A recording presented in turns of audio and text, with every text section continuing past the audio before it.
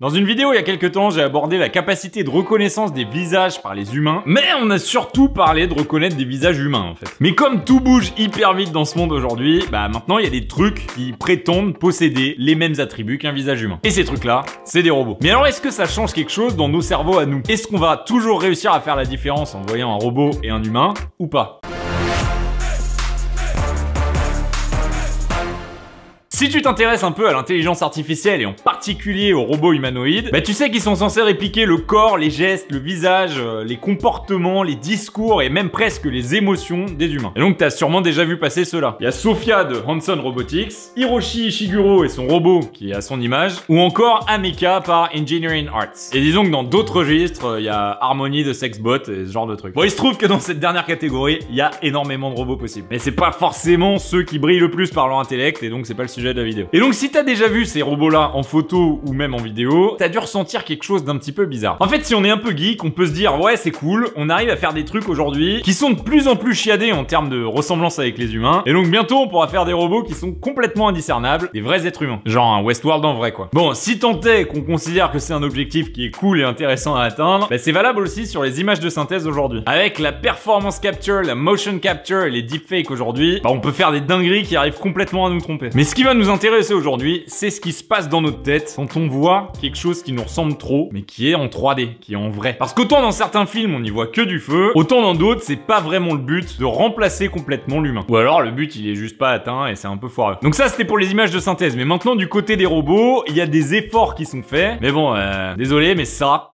Bah ça c'est non ça, c'est non. Bah ouais mais alors il vient d'où ce sentiment bizarre qu'on ressent quand on voit un robot humanoïde? Bah pour les images de synthèse, ça vient tout simplement du fait qu'on se dise que pour le budget du film, les gars ils auraient pu prendre la peine de vraiment finir le taf. Et que si le film a soit pas de budget, soit il est tout vieux, il est un peu claqué, on pardonne quoi, ça fait rigoler, en tout cas on a du recul. Mais un film en pure image de synthèse aujourd'hui, pour l'instant, on n'est pas capable de remplacer les acteurs. Et dans le cadre des robots, où leur but c'est de nous imiter le plus fidèlement possible, il se passe autre chose. On tombe dans un truc qui s'appelle la vallée de l'étrange, ou Uncanny Valley en anglais. Et si on veut vraiment rendre hommage à son auteur, c'est la Bukemi no Tani en japonais, sûrement avec un accent pourrave. Bukemi no Tani. Cette vallée, c'est le nom qu'a trouvé le roboticien Masahiro Mori, qui, pour décrire le phénomène suivant: plus un robot androïde est similaire à un être humain, plus ses imperfections nous paraissent monstrueuses. Autrement dit, plus un robot est censé nous ressembler, enfin nous les humains quoi, globalement, hein, pas forcément moi ou toi, plus les tout petits foirages de réalisation vont nous paraître gigantesques et en fait ils vont titiller un truc dans notre esprit qui va nous déranger à mort. Et ces petits foirages, ça peut être plein de trucs. Tout simplement en grande partie parce qu'on essaye de rendre les robots hyper réalistes, mais qu'il y a trop de choses dans un être humain. T'as les expressions, t'as les sourcils qui bougent, il y a plein de trucs. Ça peut être même juste la texture de la peau qui va pas, ou les rides qui se plient pas vraiment aux bons endroits au bon moment, ou tout simplement le regard où il manque la petite humidité, la petite brillance des larmes. Mais souvent le plus flagrant c'est juste les mouvements, c'est pas fluide. Mais ou alors la voix qui est un petit peu trop robotique. Genre si tu demandes OK Google, raconte-moi une blague. Je garantis pas le fou rire, mais voici une petite blague. Quelle est la monnaie de la mer?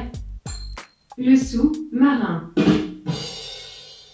Mais alors ça, c'était pas drôle, et c'était clairement raconté par un robot. Et donc bref, le principe de cette vallée, comme tu le vois sur ce schéma, c'est qu'au-delà d'un certain seuil de familiarité avec l'homme, l'acceptation inconsciente qu'on en a, elle va dégringoler. Jusqu'à ce que cette familière devienne tellement proche de ce qu'est un vrai être humain, que notre acceptation remonte tout simplement parce qu'on est trompé. La ressemblance, elle est tellement forte qu'on va croire que c'est un vrai être humain. C'est de là que vient le terme vallée, tout simplement parce que ça représente un creux. Il y a une espèce de cap à franchir avant la totale acceptation inconsciente que c'est un vrai humain qu'on a devant nous, ou qu'en tout cas, c'est quelque chose qu'on saurait pas différencier d'un vrai être humain. Même si on nous dit que c'est un robot et que le truc il agit, il réagit exactement comme un être humain, notre inconscient il fera pas la différence. Même si notre conscient il le sait. Et ça, ce serait dû à notre empathie. En fait, quand on voit les émotions de quelqu'un, on se met un peu à sa place. C'est un truc qui s'appelle les neurones miroirs. Et ces neurones-là, ils sont capables de te faire ressentir toi, pour de vrai, une émotion que tu vois chez l'autre. Ça te permet de mieux le comprendre. Donc si le robot, il ressemble suffisamment à un être humain pour te faire passer ces émotions-là et que tu les ressentes toi-même, bah genre si le truc il donne l'impression de souffrir, même si tu sais que dans sa caboche c'est que des 0 et des 1 et peut-être des virus, bah toi ça va te faire de la peine. Et mine de rien ça, c'est pas du tout sans conséquence. Parce qu'il y a des scientifiques qui se sont demandé si la vallée de l'étrange, elle pouvait pas influencer la manière qu'on a de considérer les décisions morales prises par des robots, ou même par rapport à des humains, alors que tous prendraient la même décision. C'est le genre de question qu'on se pose pas mal aujourd'hui avec l'avènement des voitures autonomes, du style si t'as plus de frein, pour une raison ou pour une autre, et qu'il y a une grand-mère à tuer à droite et un petit enfant à tuer à gauche, bah un robot, il va pas se poser de questions, ça va être programmé en lui. Alors qu'un humain, il va devoir prendre une décision. Et même s'il qui prennent la même décision, tu vas pas les juger pareil. N'hésite pas à me dire en commentaire si ce genre de questions un peu philosophiques t'intéresse. Il y a plein de trucs intéressants à dire sur le développement des intelligences artificielles, notamment dans les voitures. Mais il se trouve qu'en fait, en général, les gens ils jugent beaucoup plus négativement une décision de ce type-là prise par un robot de la vallée de l'étrange que par la même décision prise par un vrai humain ou par un robot qui ressemble à un photocopieur. Comme quoi, il y a vraiment un truc qui se passe psychologiquement, qui nous fout dans la vallée de l'étrange dès qu'on voit un robot qui essaye de ressembler à un humain, mais qui n'y arrive pas vraiment. Et donc il y a des gens qui essayent de remédier à ce manque d'acceptation en arrêtant de faire des robots complètement humanoïdes. Mais bon, à ce que je sache, les voitures Tesla, c'est pas vraiment non plus une réplique parfaite de l'être humain, quoi. Alors peut-être, je dis bien peut-être, qu'il y aurait à peu près la même chose avec quelque chose qui ressemble à l'esprit humain et pas forcément au physique. Et donc au final, il y aurait quelques explications psychologiques à ce phénomène de la vallée de l'étrange. C'est un peu la même chose que la reconnaissance des visages qui bug sur les robots à cause de détails qui sont un petit peu imparfaits, ou que inconsciemment chez nous, ça peut évoquer des traits de certaines personnes qui seraient malades ou voire carrément mortes, tout simplement parce que les traits bougent pas au bon moment, et donc qui seraient pas vraiment optimales pour se reproduire. Donc pas très attirantes dans notre subconscient. Ou encore tout simplement la peur d'être remplacé par des robots, qui fait que s'ils nous ressemblent trop, on les accepte pas. Et en plus, ils pourraient potentiellement être immortels, alors que nous, on sait qu'il y a un moment où ça s'arrête, quoi. Mais dans tout ça, c'est encore un peu obscur en termes de science, à l'exception faite qu'il y a pas mal de scientifiques qui reconnaissent que c'est un phénomène qui existe bel et bien. Allez, si la vidéo t'a plu, n'hésite pas à la liker, abonne-toi et surtout active les notifications pour recevoir les prochains épisodes. Et si jamais l'intelligence artificielle et les technologies te parlent en général, il y a quelques trucs sympas qui vont arriver sur la chaîne dans le futur, donc surtout active bien la petite cloche. À plus!